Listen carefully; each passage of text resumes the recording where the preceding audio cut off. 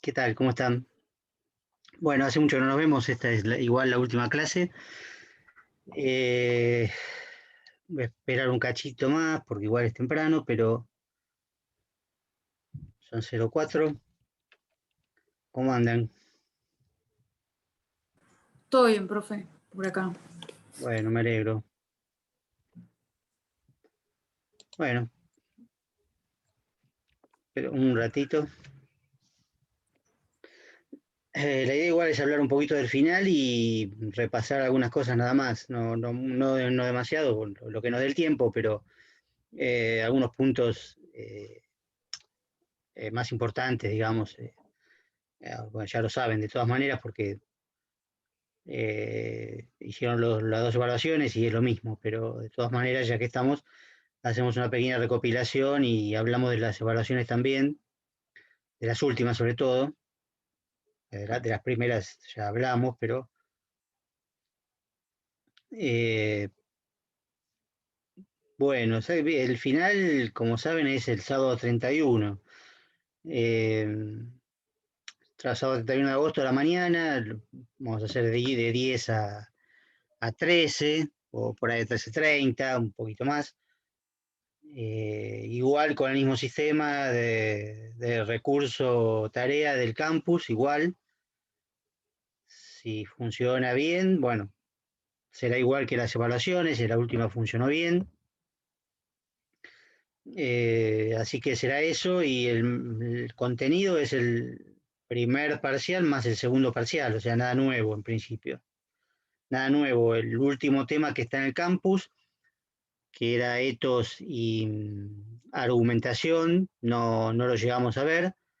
Así que eso por ahora no va a ir y no creo que les vaya a tocar en turnos posteriores, digamos, ¿no? Yo lo voy a comunicar hasta la cátedra, que creo que casi todos, probablemente casi todos los docentes estamos igual. Siempre es un tema que queda para el final y no se llega a dar o quizás se da un poco por arriba porque lo importante es practicar con todo el tema anterior de enunciación. Y eso sí, practicamos bastante. Entonces, empezar con etos y argumentación y no tener tiempo para practicar ese tema no tiene mucho sentido. Pero bueno, por ahora será así. Ustedes pueden presentarse en este turno o pueden dejarlo pasar, no es obligatorio presentarse. Pueden presentarse después en diciembre o en febrero, digamos. No sé cuántos turnos tienen ahora, habitualmente eran tres, pero me parece que ahora se alargaron a cinco en la virtualidad. De todas maneras, eso la verdad que no estoy demasiado seguro. Pero en todo caso, no vale la pena dejar pasar, digamos, ¿no? Tanto tiempo. Si no llegan ahora, pueden dejarlo para diciembre y bueno, si no llegan en diciembre o les va mal en diciembre, pueden volver en febrero, así pueden seguir volviendo, pero quiero decir que no es obligatorio el 31. Está la última semana de clases, después hay 2 semanas, casi 2 semanas en realidad de vacaciones, supuestamente, de vacaciones de invierno, y ese sábado se terminan las vacaciones y hay que tomar el final, ¿no? Siempre es un sábado, siempre es un sábado en Ciudad Universitaria. Esta vez, bueno, por lo menos evitaremos el frío glacial que hay los sábados a las 9 de la mañana en Ciudad Universitaria, que hay un viento que te lleva puesto hacia el río. Bueno, qué sé yo, una de las pocas ventajas de la virtualidad, ¿no? Que lo haremos así. A veces hay días lindos también, y es linda, Ciudad Universitaria es linda con sol, ¿no? Pero el frío de julio no es muy agradable. Así que bueno, eso es lo que, la parte, digamos, burocrática. Yo igual les voy a mandar un recordatorio seguramente. Aparte, también, bueno, tendrán el link en el campus y eso les va a permitir entrar, esperemos si anda, y poder bajar el final y subirlo igual que hicieron con las evaluaciones. Me llamó un poco la atención en cuanto a las evaluaciones últimas, en que entregaron 21, 22, y acá siempre somos 8 o 9 en la última parte del cuatrimestre. Y además tampoco vieron mucho las clases grabadas. Entonces, claro, me llamó un poco la atención eso, ¿no? Porque no sé de dónde sacaron entonces el material para contestar.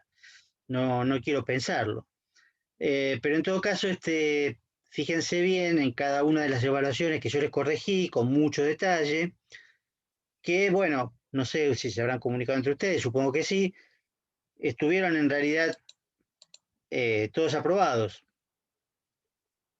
Hoy está haciendo, supongo, alguna persona el recuperatorio por ausencia, es decir, ausencia justificada, por algún problema de enfermedad o de lo que fuera, ¿no?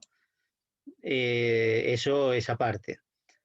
Pero bueno, por nota no hay recuperatorio, están todos aprobados, porque la verdad que para qué hacer recuperatorio 2 semanas después si no van a llegar.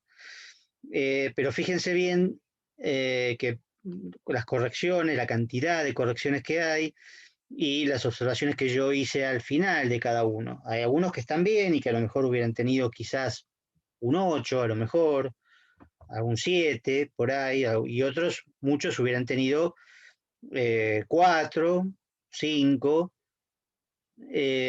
pero hubieran ido al final, o sea que final es obligatorio. Y hubiera habido algunos quizás aplazados, probablemente, algunos. Los que tienen muchas correcciones y los que tienen alguna aclaración mía al final respecto de que, bueno, que no está muy bien hecho, probablemente hubiera estado aplazado. Pero no importa eso tanto, lo que importa es que se fijen bien en las correcciones, para que puedan remontar esa parte, porque, claro, tienen dificultades.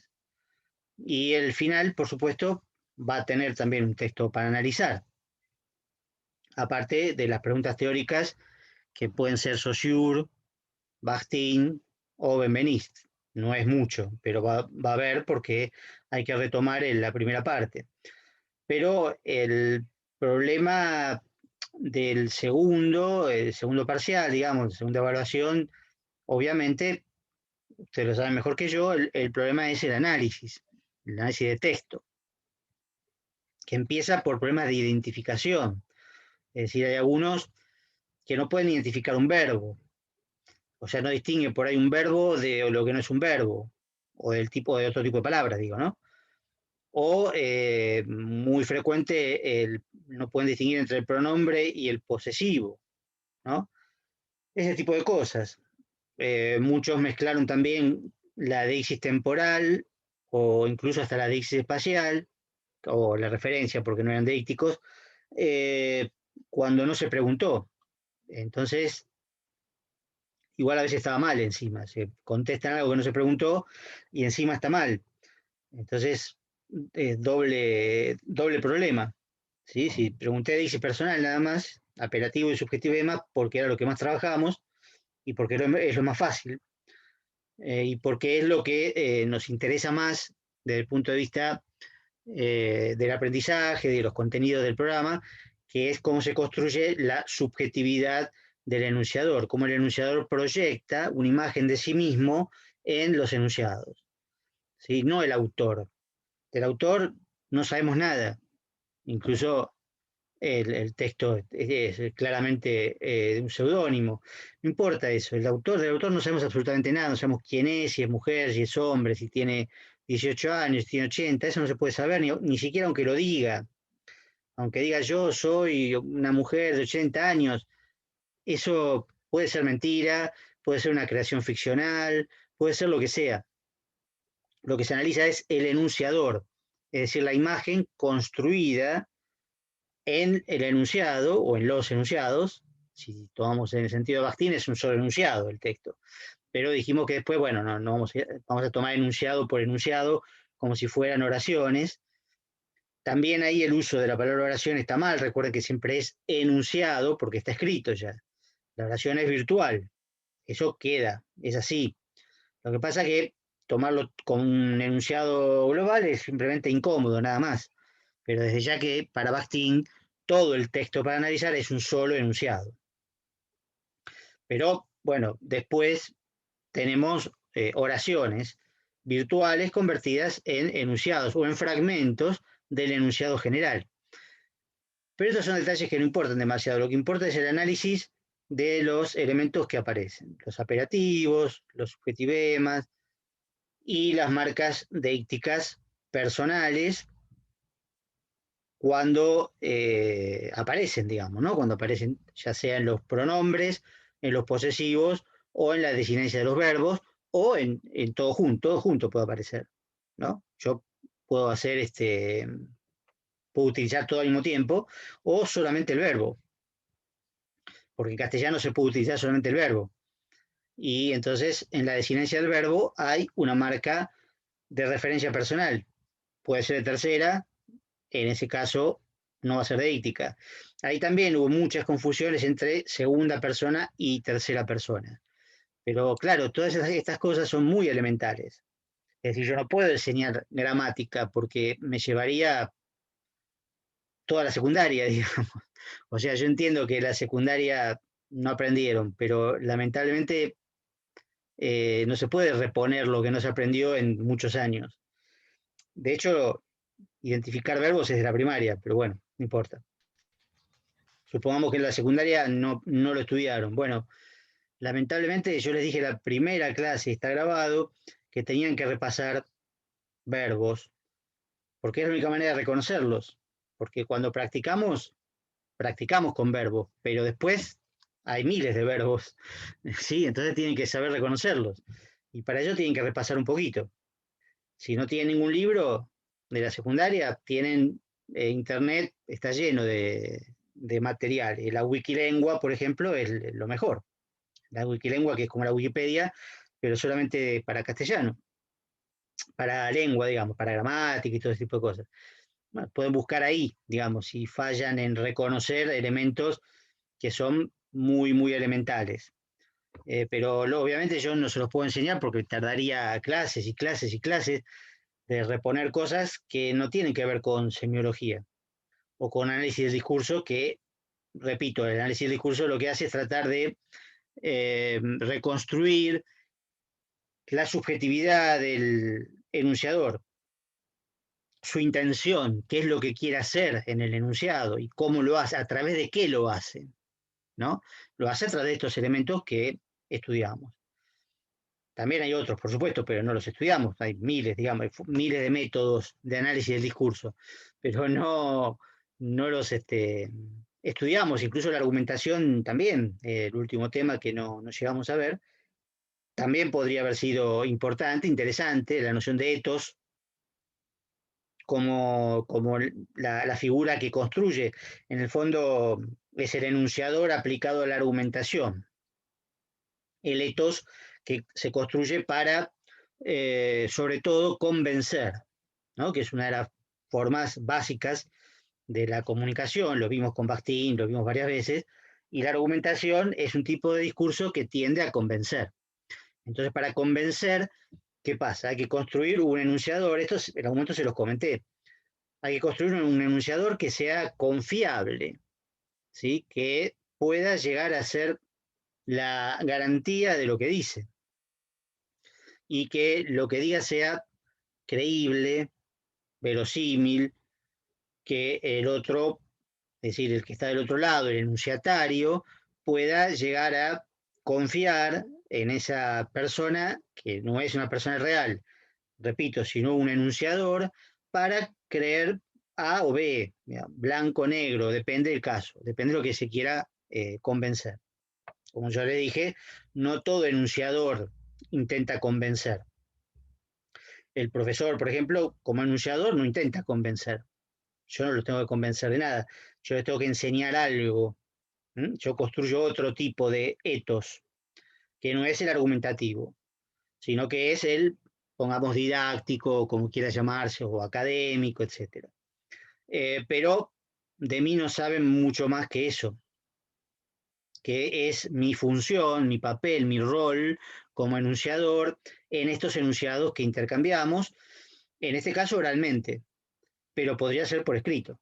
En los textos que tienen para analizar, siempre va a ser escrito, en principio porque es mucho más fácil. También les podría dejar una grabación para analizar, que en la grabación podrían tener otros elementos para analizar también, que tienen que ver con las inflexiones de la voz, si el orador grita o susurra, bueno, todos esos elementos que tienen que ver hasta cierto punto con la corporalidad, que influyen en la argumentación, bueno, no lo tienen en el trabajo escrito, en el texto escrito. Pero bueno, esto es lo que tienen que concentrarse.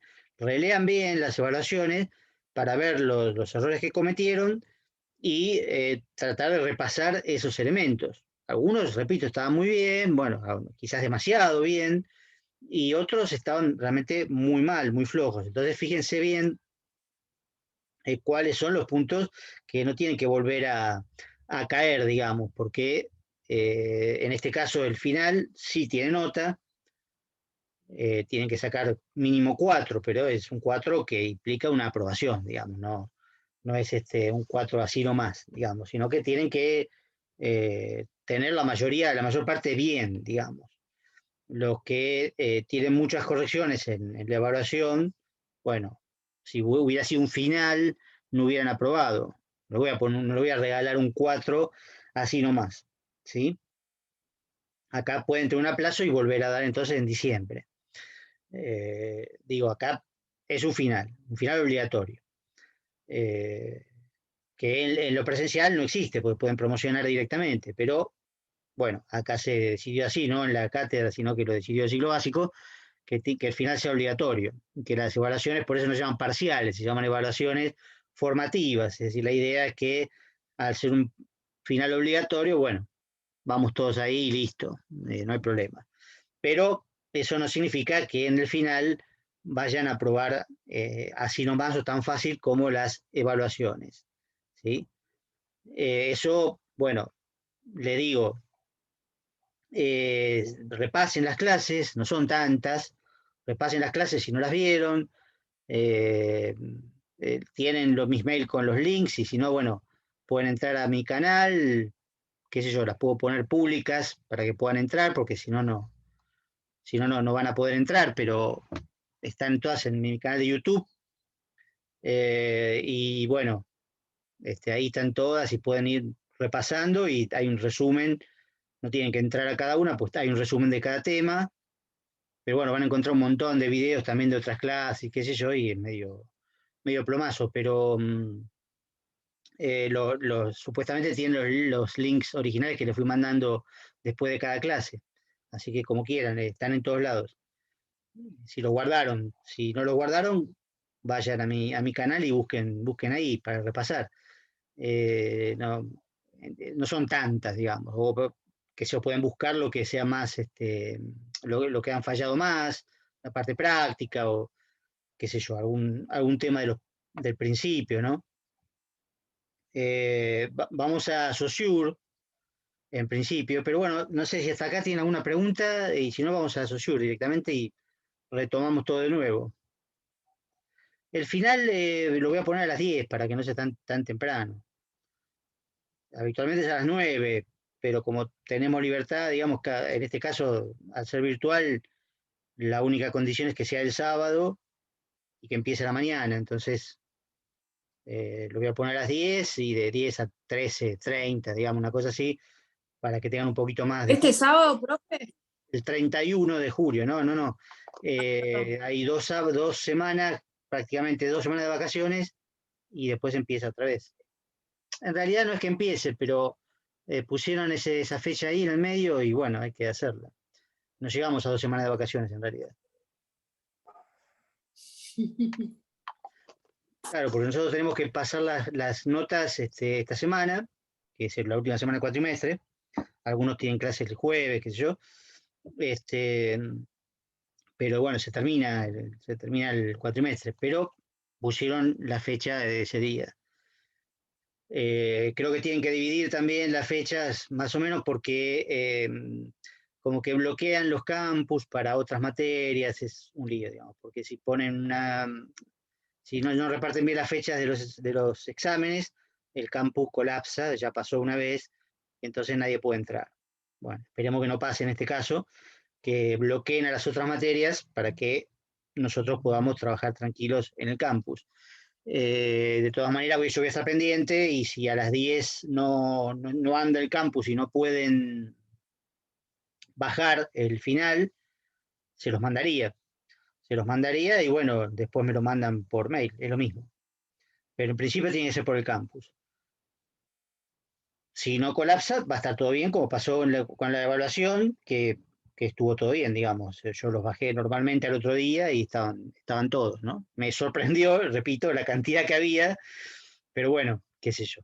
Hoy, por ejemplo, hay 10 alumnos, no sé cuánto van a querer hacer el final, pero digamos, me sorprende un poco la ausencia, pero bueno, es libre cada uno. Ya dije que podían estar o no, pueden tener problemas específicos para estar, pero después resulta que cuando veo las clases, digamos, pues YouTube da la cantidad de visiones de las clases y a veces las clases de algunas que no tienen visiones, o tienen 3, 4, no coincide, digamos, los que estuvieron presentes más los que supuestamente vieron la clase, ¿no? Que además YouTube también botonea la cantidad de tiempo que estuvieron viendo, ¿no? Entonces dice que por ahí vieron 10 minutos de la clase. No dice quién, por supuesto, pero dice que vieron 10 minutos de la clase, o sea que no sé, no entiendo muy bien, pero bueno, cada uno hace lo que puede. El tema es que no se confíen para este final, no se confíen porque va a tener que estar bien, ¿sí? Si no, van a repetir en diciembre, ¿sí? No puedo poner cualquier nota. Y repito, esta vez va con nota y no con aprobado o desaprobado, digamos que es un invento que yo podría haber puesto una nota tentativa, digamos, pero no es algo que nos hayan aconsejado, entonces, bueno, prefiero que cada uno evalúe en función de la cantidad de correcciones que tiene. Si ve que está todo rojo, bueno, obviamente porque estuvo mal. Y si ven que tiene solamente algunas modificaciones o algunas observaciones, pues estuvo bien. Igual al final del parcial les puse si estuvo bien, estuvo mal o muy mal. Les puse eso, pero se ve, digamos. ¿Sí? A mí me hubiera gustado ponerles una nota tentativa, pero queda raro, porque no era la idea poner nota. Entonces, mejor para no entrar en conflicto, no un posible conflicto, digamos, burocrático o administrativo, no les puse una nota, porque la idea era no poner nota, digamos, pero sí corregir, por supuesto. Por eso se llama la evaluación formativa, como si hubiera otro tipo de evaluaciones. Todas las evaluaciones son formativas. La evaluación es parte del proceso de aprendizaje. No hay aprendizaje sin evaluación, ¿sí? Aunque sea autoevaluación. Lo que pasa es que la autoevaluación es una especie de utopía. Nadie se autoevalúa, digamos. Hay que ser muy adulto, maduro para autoevaluarse y bueno, no sale bien en general, ¿no? Lo digo por mí mismo también. Yo estoy estudiando un posgrado y tampoco este, confiaría en mí mismo para autoevaluarme. Prefiero que me evalúen, que me evalúe otro. Pero la evaluación obviamente es didáctica también, porque ahí es donde se aprende lo que uno hizo mal, lo que uno no sabe, y a lo mejor creía que sabía, y bueno, ahí es ahí donde uno puede avanzar. Entonces, bueno, yo creí que sabía y no lo sabía, bueno, entonces ahora lo voy a saber. Esa es la idea. Eh, a ver, mi canal creo, no, no lo tengo acá. Quería copiarles mi canal de YouTube para que si quieren entrar, digamos, creo que es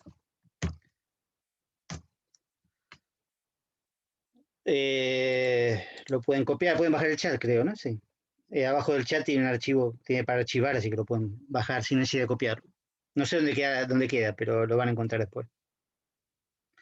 Pero bueno, ahí dice claramente semiología y cada una de las cosas. Después está mezclado con otras materias, con otras cosas que subo, es un canal de YouTube, digamos, no soy youtuber, pero digamos que hay entrevistas, qué sé yo, un montón de cosas. Y cosas de ensayo, muchas cosas que hago en forma audiovisual, ¿no? Bueno, vamos a rápidamente, aunque hay tiempo, a ver lo principal de Saussure, que también remite a algunos errores, digamos, que se repitieron en la evaluación primera, ¿no? La evaluación formativa. Recuerden que para Saussure el signo es la unión de un concepto y una imagen acústica, o significado significante. En principio, ambas caras del signo están en la mente. Yo señalo acá como si hubiera un lugar en particular, pero la mente no es un lugar. Acá está el cerebro, en el mejor de los casos. Pero no, la mente es otra cosa que no sabemos bien qué es. Se dice que es la función del cerebro, pero con eso no sabemos mucho. Habría que preguntarle a Manes qué es la mente. Pero en todo caso, lo que queremos decir es que el signo, como la lengua en su totalidad, es una realidad mental, psíquica, que no se puede exteriorizar de manera concreta si no es a través del habla, ¿sí? Pero la lengua en sí misma no se ve en ningún lugar, el signo no se ve en ningún lugar, no se puede percibir directamente. Existe para Saussure, pero no existe de una manera que se pueda percibir directamente. El habla concreta la lengua. La palabra expresa un signo o un conjunto de signos, pero eso ya es otra cosa que no nos interesa, no le interesa a Saussure desde el punto de vista teórico. ¿Sí? El habla concreta es lo que después retomamos justamente lo que yo decía recién, el análisis del discurso. Ahí sí hay habla. Eso es habla. Escrita, bueno, también puede ser una forma de transposición o manifestación del habla escrita. Son también dos cosas muy distintas, pero no tiene importancia en esto. Quizás más adelante lo verán en términos más filosóficos. Pero ahí sí hay, por supuesto, expresión concreta. Pero para Saussure, no, lo que le interesa a él es la lengua y cómo está formada por signos.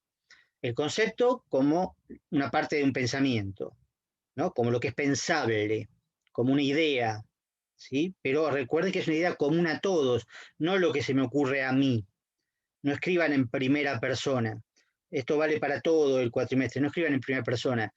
Lo que hacemos, ya sea desde el punto de vista teórico o práctico, es objetivo, ¿sí? Por eso varias veces le puse, no utilicen ustedes subjetivemas, ¿sí? Ustedes tienen que analizar los subjetivemas del enunciador, pero no utilicen ustedes los subjetivemas, no me digan que en ese texto hay muchos subjetivemas, ¿sí? Porque si no están cayendo en subjetivemas ustedes también. No importa, ese es un detalle, no es importante, pero me refiero a que el concepto es común a todos los hablantes. Puede ser que algún hablante no lo conozca el concepto, pero es problema de él, problema del hablante, no de la lengua. En la lengua existe ese concepto. En el castellano o en el francés o en el ruso. Existe el concepto. Y lo mismo con la imagen acústica, que está pegada, digamos. Ahora, la imagen acústica, ¿qué es? No es el sonido, porque el sonido es parte del habla, ¿sí? Es lo que estamos produciendo ahora, o yo produciendo cuando hablo, y ustedes si me preguntan en voz alta. Eso es sonido. Y es individual, claramente, porque yo soy un individuo, ustedes también, y para poder hablar ponemos en juego nuestro organismo y el sonido, que es un fenómeno físico, ¿no? Que en este caso se transmite parcialmente a través del aire y parcialmente a través de fibra óptica o lo que fuera que hay este, en Internet. La imagen acústica entonces no es el sonido, sino una especie de forma del sonido que es justamente la huella, ¿no? La huella psíquica del sonido. Una especie de inscripción, ¿no? Que queda almacenada en la mente, pegada al concepto correspondiente, por supuesto, porque no se pueden despegar, ¿sí? Y eso, bueno, nos permite reconocer el sonido cuando es de nuestra propia lengua y el concepto que está pegado a él. O cuando queremos hablar, en realidad, previamente, aunque en realidad es instantáneo, por supuesto, porque no es algo que uno lo procese de manera consciente, pero es instantáneo, pero podemos hablar gracias a que tenemos las imágenes acústicas incorporadas y nuestro organismo está preparado para convertirlas en sonido, pero no es el sonido, ¿sí? Por eso el ejemplo que les di de que si uno escucha hablar a un ruso, pero no sabe ruso, bueno, obviamente lo oye los sonidos que el tipo está emitiendo con su propio organismo, su cuerpo, su voz, pero no entiende las imágenes acústicas y sobre todo los conceptos asociados a esas imágenes acústicas, ¿sí? Por ahí puede aprender palabras sueltas, es otro problema. Aprende palabras sueltas, en todo caso, incorpora parte de las imágenes acústicas y parte del concepto. Pero por supuesto, una palabra suelta no es la lengua, todo lo contrario, sabemos que la lengua es un sistema de signos, ¿sí? Un sistema de signos muy complejo, porque tiene muchísimos signos, una gran cantidad de signos, comparado con otros sistemas mucho más pequeños, más sencillos, que Saussure mismo ejemplifica, como las señales de tránsito, las señales o las insignias militares, el semáforo, que yo usé muchas veces como analogía, digamos, para ver algo que es muy sencillo. Un semáforo tiene solamente 3 signos, ¿no? Con 3 significantes y 3 significados. Pero ya, digamos, en este caso no se trata de la lengua, se trata del lenguaje hablado, no se trata de eso, sino que se trata de un sistema visual, ¿sí? O en algunos casos audiovisual, porque hay también semáforos eh, para ciegos, por ejemplo, que son sonoros, ¿no? Hay otro sistema de signos, muchos, ¿sí? Y todos funcionan de la misma manera según Saussure, ¿sí? Como una correlación entre signos, que es el valor, digamos, el valor tiene que ver con la relación de oposición entre signos, ¿sí? Masculino, femenino, blanco, negro, rojo, verde, ¿sí? Y amarillo. Bueno, en este caso son 3 nada más. ¿Sí? Lo que importa es la oposición entre los signos y que no se confundan entre sí. Si la oposición y distinción o diferencia. La lengua es un sistema de diferencias, donde el masculino se diferencia del femenino. A, O, bueno, al revés. O, A. ¿Sí? O ahora podemos agregar la E del inclusivo, si queremos, ¿no? O la O del neutro también, que en realidad es igual al masculino. Entonces, eso es complicarlo demasiado. O vimos la S del plural frente a la ausencia de S. Esas diferencias son las que constituyen el conjunto de la lengua. Y la lengua puede significar, es decir, los signos pueden significar justamente gracias a esas diferencias. Eso es el valor. El valor está por encima de la significación. El valor permite la significación. Y algo fundamental, empiezo ahora, si se corta no importa, que es que esta relación entre significante y significado, en cualquier caso, sea el lenguaje hablado o los otros, que toma Saussure, digamos, no cualquier signo, sino los signos que hemos visto como saussurianos, esa relación es arbitraria, o los signos son arbitrarios. Es decir, la relación entre el significante y el significado podría haber sido cualquier otra. Y de hecho se puede transformar con el tiempo. Se puede transformar con el tiempo, ¿no? Que sea arbitrario significa que no hay ninguna razón, no hay ningún motivo, que sea natural o absoluto. Creo que hubo un caso que pusieron necesario, pero hay que tener cuidado porque en realidad sí hay una necesidad, que es la de que funcione de esa manera. Es decir, el signo es al mismo tiempo necesario e inmotivado, ¿sí? Es decir, que no tiene una razón absoluta para hacer esa relación, pero al mismo tiempo tiene una necesidad. Uno no la puede dividir. Arbitrario no quiere decir que uno pueda utilizar los significantes o los significados como quiere. No, ahí hay una necesidad, hay una obligatoriedad. Por eso uno recibe la lengua ya hecha, la aprende tal cual es y no la puede modificar en tanto individuo. ¿Sí? En tanto individuo no la puede modificar. Se va a modificar a lo largo del tiempo, ¿sí? Y se va a modificar justamente gracias a la arbitrariedad, porque en definitiva, como no hay una razón natural, digamos, para que estén unidos el significante y el significado, bueno, ese lazo es más débil que otro tipo de lazo, que puede ser de causa-efecto, etcétera, y que entonces, bueno, por supuesto, eso no se podría separar, no podría cambiar, como el ejemplo del humo como signo o significante del fuego. Eso no va a cambiar, ¿sí? El fuego no va a producir agua, digamos, en general, digo, ¿no? Sin entrar en detalle, ¿no? Entonces ahí tenemos una relación natural, pero este signo no es arbitrario, para nada. O la fiebre o los síntomas de las enfermedades, que por supuesto no son arbitrarios. Si uno tiene fiebre, por algo es, ¿sí? No es que tal enfermedad produce cualquier cosa, no, produce tales síntomas. En ese caso son signos no arbitrarios, naturales en cierto sentido. Es decir, arbitrario significa todo eso que vimos, inmotivado, a veces artificial. La lengua no es artificial, porque nadie la creó como un artefacto. Ahí tienen que tener cuidado también en eso. Pero en cierto sentido es artificial como opuesto a natural, ¿sí? Ahí se puede retomar. Convencional en el sentido de que es una especie de consenso para utilizarla, pero un consenso implícito, ¿sí? Cuidado con eso. Una cosa son las señales de tránsito, donde más o menos hay un acuerdo, pero tampoco es que nos consultaban a nosotros. Pero sí podemos nosotros inventar un código cualquiera, y en ese caso sería totalmente convencional, entre nosotros, en este grupo. Se puede, perfectamente, pero no la lengua. La lengua es convencional, repito, en el mismo sentido de que no es natural, ¿sí? Pero no es producto de la voluntad de nadie. A nadie le preguntan si quiere hablar castellano cuando nace. No, obviamente, aprende la lengua materna de la sociedad en la que vive. Puede aprender